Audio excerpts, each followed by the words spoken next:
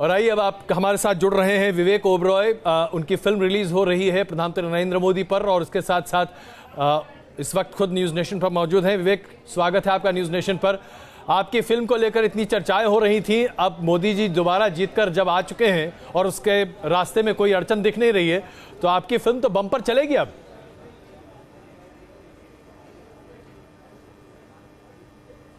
बिल्कुल दीपक जी, सबसे पहले तो आपको भी बधाई हो। आई थिंक कि ये हिंदुस्तान के लिए बहुत बड़ी जीत है। मैं देख रहा था कि सब चैनल्स पर इस वक्त चल रहा है कि ये भगवा के लिए, सैफरन के लिए जीत है, लेकिन मुझे ऐसे लगता है कि ये तिरंगे की जीत है जो मोदी जी वापस आए हैं। इतने सालों तक हम देखते आ रहे हैं, ब्रिटिश के ज़माने से लेकर अब तक की एक राजनीति डिवाइड एंड रूल की चली है, विभाजन की राजनीति जी। और इस राजनीति को मोदी जी ने, इस फॉर्मूला को डिवाइड एंड रूल से यूनाइट एंड रूल कर दिया, बदल दिया है। हर समुदाय के लोग, देश के हर प्रांत के लोग मोदी जी के लिए वोट कर रहे हैं, और इच्छा ये है, मंशा ये है कि आज की भारी जीत को कल वो जश्न मनाएंगे हमारे सिनेमाघरों में पीएम नरेंद्र मोदी पर आधारित फिल्म देखकर। और इस फिल्म के लिए मैं ये भी कहना चाहूंगा कि मैं आमंत्रित करना चाहता हूं कांग्रेस के सभी नेताओं को, खासकर राहुल गांधी जी को, कि अब तो थोड़ी दिन आपको छुट्टी मिल रही है, आराम है, आइए। नहीं तो आप ये फिल्म दिखाकर राहुल गांधी को बताना चाहते हैं कि कैसे बने नरेंद्र मोदी, किस तरह का नेता चाहिए। हाँ, इंस्पिरेशन तो लेना चाहिए भाई, चिंतन तो करना चाहिए। इससे अच्छा कि वो थाईलैंड या इटली का हॉलिडे करें, ये फिल्म देखें और काफी चीजें सीखें। वरिष्ठ पत्रकार एनके सिंह साहब आपसे एक सवाल पूछना चाहते हैं। सिंह साहब प्लीज। विवेक जी, आपको देख के लग रहा है कि बहुत जल्दी ही आप राज्यसभा में आ जाएंगे। मेरी चिंता ये है कि कहीं एक फिल्म का अच्छा निर्माता, एक अच्छा एक्टर हम लोग खो देंगे, तो क्या हम ये माने कि अब आप इधर आ जाएंगे पॉलिटिक्स में और हम लोग एक एक्टर खो देंगे?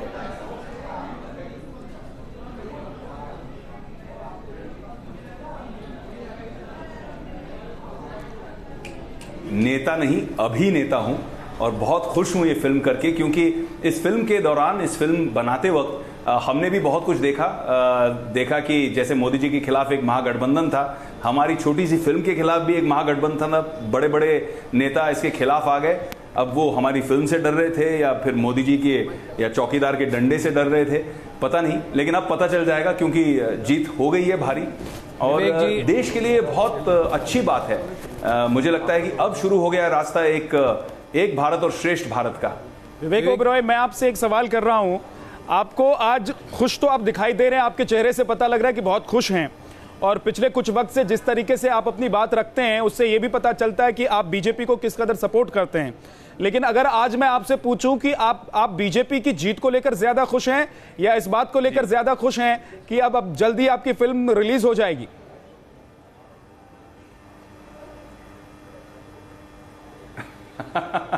ये बहुत कठिन सवाल है मेरे लिए, क्योंकि फिल्म से बहुत प्यार है और मोदी जी के काम से बहुत प्यार है। मुझे लगता है कि आज उनकी जीत निश्चित है, और कल हमारी फिल्म रिलीज हो रही है 40 देशों में, और अभी दुनिया के काफ़ी प्रांतों से फोन्स भी आ रहे हैं कि हम अपने देश में भी इस फिल्म को रिलीज कराना चाहते हैं। तो बहुत खुशी का संकेत है, और चाहूँगा कि लोग आएँ और भारी संख्या में थिएटर में अपने परिवार को, अपने बच्चों को लेकर आएं और फिल्म एंजॉय करें। हमने अभी कुछ स्क्रीनिंग्स रखी दिल्ली, अहमदाबाद, मुंबई में, और रिएक्शन बहुत जबरदस्त रहा। मोदी के नारे लगे थिएटर्स में। वरिष्ठ पत्रकार चित्रता जी आपसे सवाल पूछना चाहती हैं। विवेक जी, चित्रता प्लीज। विवेक जी, एक प्रश्न आपके लिए है कि लास्ट 2-3 महीनों से हम देख रहे हैं कि फिल्म फ्रेटर्निटी में एक डिवीजन हुआ है। काफ़ी आपके फिल्म एक्ट्रेसेस, फिल्म डायरेक्टर्स, उन्होंने भी इस चिंता जताई है कि एक हिंदुत्व के चलने, कोट अनकोट हिंदुत्व के लहर चलते हुए काफ़ी डिस्क्रिमिनेशन हुआ है सारे देश में, और खासकर फिल्म फ्रेटर्निटी में भी। हमने देखा कि राजस्थान में पद्मावत को लेके हिंदू ग्रुप जो है उसने प्रॉब्लम क्रिएट करे। तो मेरा यही कहना है कि आपको क्या लगता है, क्या आप ये मानते हैं कि इस तरह के जो अटैक्स हैं ऑन पर्सनालिटीज, ऑन फिल्म्स, ये बंद होनी चाहिए, और फ्रीडम ऑफ एक्सप्रेशन जो है उसको भी एक जगह मिलनी चाहिए? इस नए सरकार को क्या आप ये कहेंगे, क्योंकि आप मोदी जी के और बीजेपी के काफी सवाल के जवाब सुन लेते हैं उनसे जी।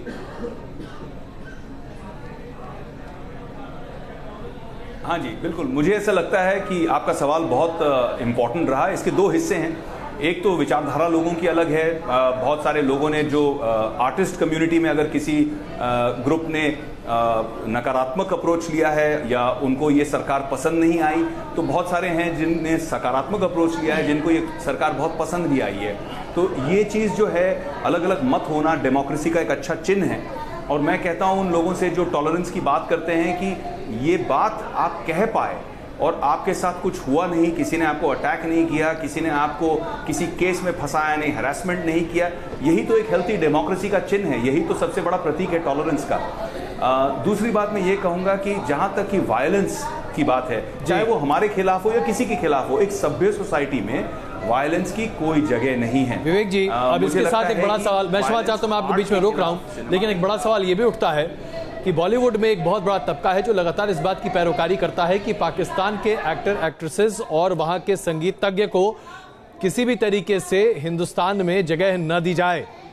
आप क्या सोचते हैं, पाकिस्तान के कलाकारों को हिंदुस्तान में जगह मिलनी चाहिए या नहीं? कि हमें कौन बनाता है, हमें कौन बनाता है? हम जो अपने आप को स्टार समझते हैं या बहुत बड़े कलाकार समझते हैं, हमें कौन बनाता है? जी। हमें आवाम बनाती है। हमारे ये प्यारे लोग जो हमें इतना प्यार देते हैं, इज्जत देते हैं, इसी से तो हम बनते हैं। और इन लोगों की जो दिल में है, जैसे हमारे जो जवान हैं, वीर सिपाही हैं, जब वो मारे जा रहे हैं पाकिस्तान के द्वारा स्पॉन्सर्ड प्रायोजित टेररिज्म में, हमारे वीर जवान मारे जा रहे हैं, पूरे देश में एक गुस्सा है, एक आक्रोश की भावना है। ऐसे समय हम इन सब चीजों की बात करें, ये गलत लगता है मुझे लगता है सर्वोपरि देश एक बड़ी खबर आ रही है, माफ कीजिए आपको रोक रहा हूं, एक बड़ी खबर आ रही है, जरा अपने दर्शकों को वो खबर बता देते हैं, आप भी सुन लीजिए कि रुझान और नतीजे आ रहे हैं। इस बीच पहली बार ममता बनर्जी की तरफ से बयान भी सामने आ गया है। ममता बनर्जी ने कहा है कि चुनाव में जीतने वालों को बधाई, लेकिन हारने वाले हारे हुए नहीं हैं। जो भी नतीजे आ रहे हैं, बैठक करके हम इसकी समीक्षा करेंगे। और बीजेपी जिस तरीके से दावा कर रही थी, पश्चिम बंगाल में एक तरीके से वो दस्तक देने में बीजेपी कामयाब नजर आ रही